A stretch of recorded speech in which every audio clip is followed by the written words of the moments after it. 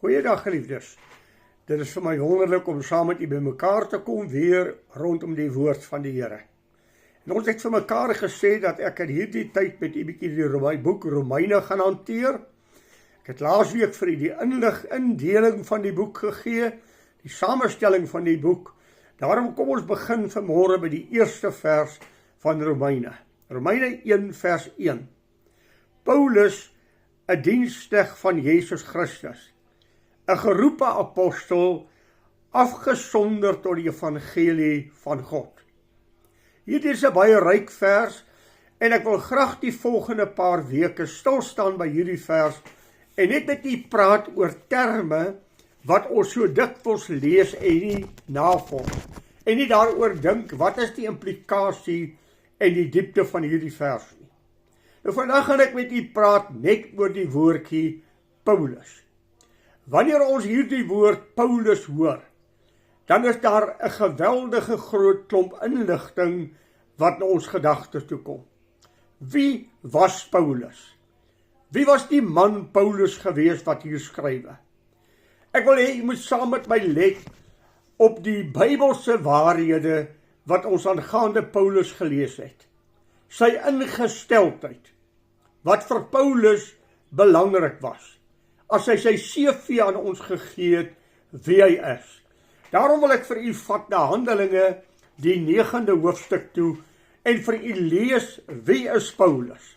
Hy sê hierdie woorde: maar Saulus het nog dreigend en moord geblaas teen die disippels van die Here en na die hoëpriester gegaan, om van hom briewe te vra na die sinagoges in Damaskus, sodat hy die mense sou vind wat van die weg was, manne sowel as vroue.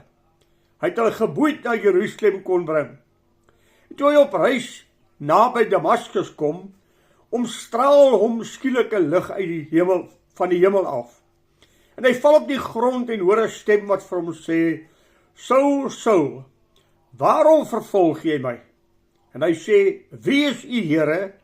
En die Here antwoord: ek is Jesus wat jy vervolg. Dis hard vir jou om teen die prikkels te skop. Terwyl hy nog bewe en verbaas was, sê die Here: wat wil u van my hê? Wat moet ek doen? Die Here antwoord hom: staan op, gaan na jou stad, en dat sal jou gesê word wat jy moet doen. Die manne wat saam met hom op pad was, het spraakloos gestaan terwyl hulle wel die stem hoor, maar niemand sien nie. Toe staan Saulus van die grond af op. Alhoewel sy oë oop was, het hy niemand gesien nie. En hulle het hom aan die hand gelei en in Damaskus ingebring. 3 dae lank het hy niks gesien nie, en niks geëet en gedrink nie. En daar was 'n disipel in Damaskus met die naam van Ananias. Die Here het vir hom in 'n gesig gesê: Ananias, en hy antwoord: hier is ek, Here. Toe sê die Here vir hom: staan op en gaan na die straat wat genoem word Reguitstraat, en vra in die huis van Judas na 'n man met die naam van Saulus van Tarsus, want kyk, hy bid. En hy het in 'n gesig 'n man gesien met die naam van Ananias, wat so inkom en hom die hande oplê, sodat hy weer kan sien. Maar Ananias antwoord: Here, ek het baie van mense aangaande hierdie man gehoor, hoeveel kwaad hy die heiliges in Jerusalem aangedoen het. En hy het hier volmag van die owerstes gekry, om almal te boei, wat u naam aanroep. Die Here sê vir hom: gaan, want hy is 'n uitverkore werktog om my naam te dra voor die nasies en konings en die kinders van Israel. Geliefdes, as ons oor Paulus praat, dan praat ek in die eerste plek oor sy ingesteldheid. Paulus was 'n erge vervolger van die gemeente van die Here.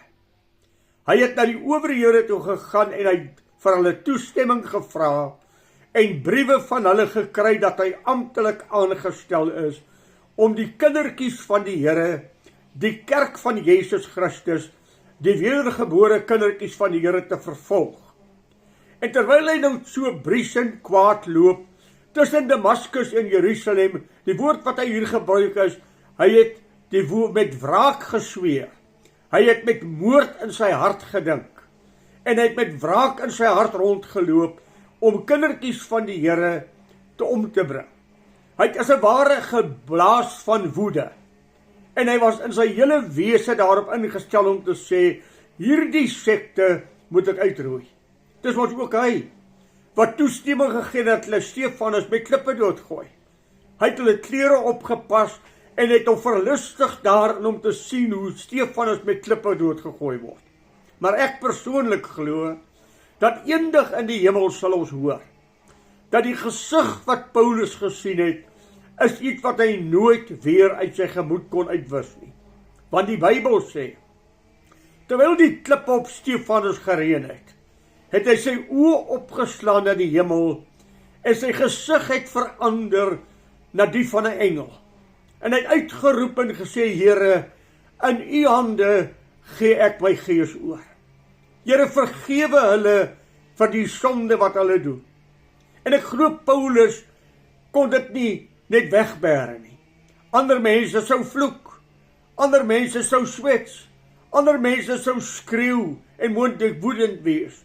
Maar hier is 'n Heilige Gees gevulde kindjie van die Here, wat net sy hande na die hemel uitsteek, en die skynsel van die Allerhoogste op sy gesig, as hy sê, Here, in u hande gee ek my lewe oor.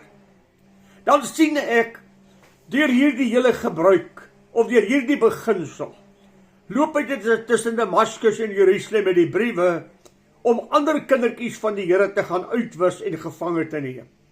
En dan sien ek 'n ingrype van die Allerhoogste God. Skielik uit die hemel omstraal 'n lig om. 'n Lig helderder as die son wat hom verblind en hom teen die grond plat slaan. Dan is daar 'n woord wat uit die hemel kom, Saul, Saul, waarom vervolg jy my? Saulus het stil gestaan en gewonder wie dit is met hom wat met hom kan praat. Maar een ding het hy geweet, dit is God wat met hom praat. Dit is 'n stem wat uit die hemel uit weer klink, soos donderweer wat met hom gesels. En dan vra hy, wie is u Here wat met my praat? Wat 'n skok om te ontdek as hy hoor, ek is Jesus wat jy vervolg. Hierdie persoon waarvoor hy ander mense doodgemaak het, Jesus, hierdie een wie ek genoem het 'n sekte, en hy moet uitgewis word so gou as moontlik, sê vir hom, ek is Jesus wat jy vervolg. Hy is totaal blind. Wat wil jy hê, moet ek doen, Here? Staan op en gaan na Damaskus. Daar sal iemand jou ontmoet. Daar sal ek vir jou sê wat jy verder moet doen. Helder oordag, 'n lig wat hom omstraal, God wat ingryp. En hierdie is vir my fenominale grootheid. Hoekom het God hom nie maar net verkoel nie?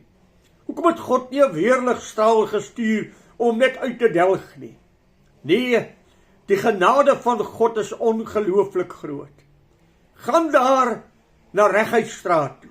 Gaan dan na Damaskus toe. Daar sal ek jou sê wat jy moet doen. Paulus kan niks sien nie. Hy is totaal blind. Hy word aan die hand deur sy medewerkers weggelei. Hulle het die stem gehoor, maar hulle het niks gesien nie. Dan word hy gelei na die huis daar van Judas. Daar sit hy en wag. 3 dae lank. Ek wonder wat het in sy gemoed omgegaan. Sal ek nou permanent blind wees? Sal ek ooit weer kan sien? Wie is hierdie Jesus wat met my gepraat het? Wat is hierdie gebeure wat rondom my nou plaasgevind het? En hy sit met hierdie innerlike stryd in sy binneste. Ek was vas oortuig dat ek die regte ding doen. Ag, daar in 1 Timoteus 1:13 het dit ook vir ons gesê. Ek het gedink dat ek God eer deur dit te doen.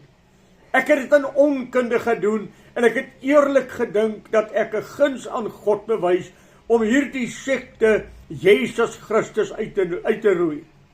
En hier het die stem uit die hemel met my gepraat. Hierdie Jesus wat gekruisig is nie dood nie. Hy lewe. Hy het opgestaan. Dit wat die mense van getuig het, hy het opgestaan. Wat ek gesê het is sektaries, dit is onmoontlik, dit kan nie wees nie. Hy was deel van die Fariseërgroep. Hy was 'n baie slim en 'n skranderder mens. Hy was hoog geag in die kerk. Hy het van die opstanding geweet, hy het dit nie geglo nie. En hier praat hierdie Jesus met hom in 'n stem wat hy hoor. Terwyl hy daar by Ananias sit, in Damaskus sit, verskyn die Here God ook aan Ananias en sê vir hom, Ananias, ek wil jou stuur. Here, waarheen wil jy my stuur? Ek wil jou na Reguitstraat toe stuur, daar in Damaskus, die huis van Judas. Daar sal jy vir Saulus vind, hy is blind, en kyk, hy bid. Toe ek hierdie woorde lees, het ek gesê, ek wonder wat bid hy? Ek wonder wat gaan in sy gemoed om, pleit hy vir genade? Doen hy belydenis om te sê, Here, ek het gesondig, so daarop die dag van Pinkster, wat 3000 Jode besef hulle die Messias vermoor, en ook uitroep, wat moet ons doen om gered te word? Waarop Petrus vir hulle sê, bekeer julle, en laat elkeen van julle gedoop word, en julle sal die gawe van die Heilige Gees ontvang. Moontlik is dit wat hy bid, Here, ek het gesondig teen u. Here, ek het die kindertjies doodgemaak. Die Bybel sê nie vir ons nie. Ananias sê egter, Here, ons ken vir Paulus. Hoekom stuur u my na Paulus toe, of na Saulus toe, dan daardie tyd was sy naam? Ons ken hom, dat hy 'n uitdelger van die gemeente van die Here is. Hy's berug. Almal is bang vir hom. Waarom stuur u my na hom toe? Ek sal hom wys hoeveel hy van my naam moet ly. Hy is 'n uitverkore instrument in my hand om die evangelie uit te dra na nasies en na die wêreld. O geliefde, die genade van God in die lewe van 'n sondige mens wat kindertjies van die Here uitgemoor het, wat kindertjies van die Here tereggestel het, en hy het vir God verlaat, maar God het hom nie verlaat nie. Hy het teen God gestry, maar God het nie teen hom gestry nie. 3 dae lank sit hy en hy wonder, wat sal sy noodlot wees? Wat sal sy toekoms wees? Wat is al hierdie gebeure wat rondom hom aangaan? Ananias reageer op die stem van die Here. Hy kom in die huis van Judas en hy sê, Judas, Jesus het my na jou toe gestuur. Hoor u weer eens die klem? Jesus is nie dood nie, Paulus. Jesus lewe. Hy het opgestaan, sy gesê het hy sal opstaan. Dit wat hy verkondig het is die waarheid. Hy is die lewende Here wat uit die dode opgestaan het.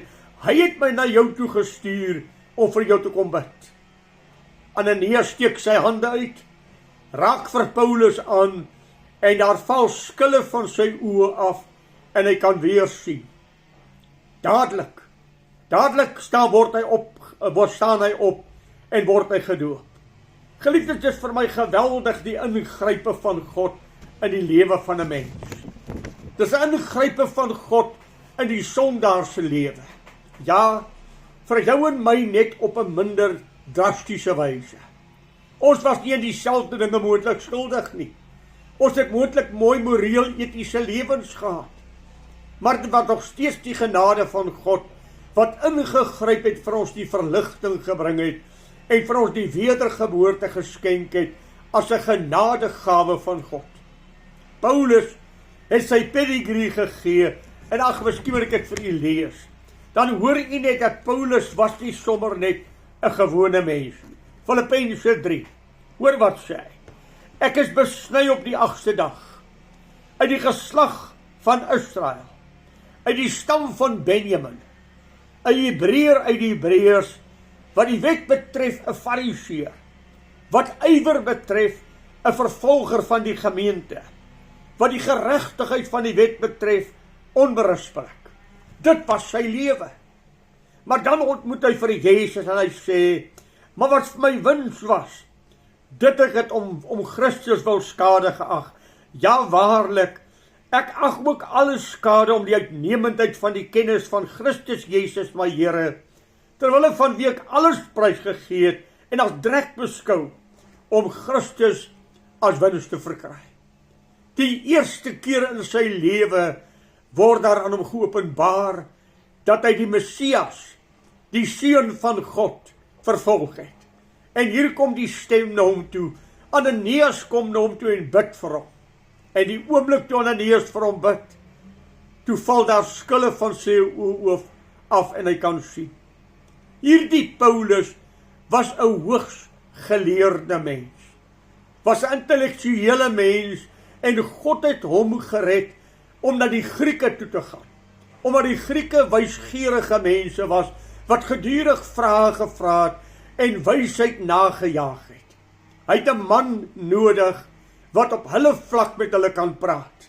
Petrus sou nie kon nie, maar hy het vir Paulus nodig. Paulus het beide die Griekse en die Joodse tradisie geken. Daarom kon hy gaan en met die Grieke redeneer oor die woord van God. Hy het die beste moontlike opleiding gehad wat 'n mens kan hê. Hy's opgelei onder Gamaliel. En hy het die groot voorreg gehad om hierdie geweldige teologiese kennis te hê. As u sy briewe lees, dan sien u hoe hy in argumentasie en in woorde met mense omgaan en hulle oortuig aangaande die Ou Testament wat aangaande Jesus getuig het. Om vir hulle te wys dat Jesus is die Messias. Hy ken die Ou Testament op van sy hand af. Hy ken die Ou Testament deeglik. En God het hom nodig. Daarom die ingrype van God in sy lewe om vir hom 'n kind van God te maak. Ag, dit is vir my geweldig as ek Handelinge 24 lees, daar by vers 14. As hy getuig en sê, ek het mense selfs gedwing om teen God te vloek. Ek het hulle gedwing om God te vervloek. Ek het hulle gevange geneem, ek het hulle in tronke gestop. Dit is die Paulus wat hier praat. Paulus, 'n diensknegt van Jesus Christus.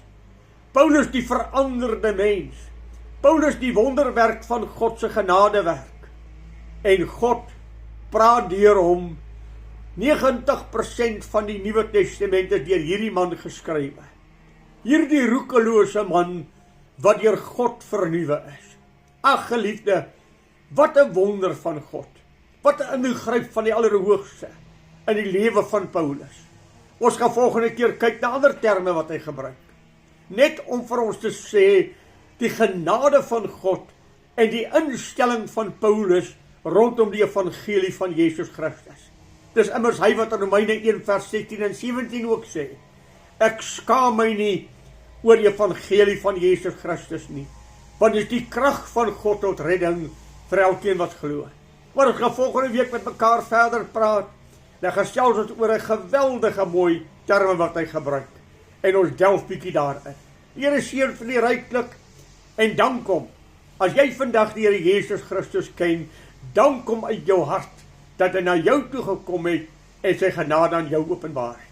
Goeiedag vir u, totdat ons volgende week met mekaar saamgesels. Die Here seën vir u.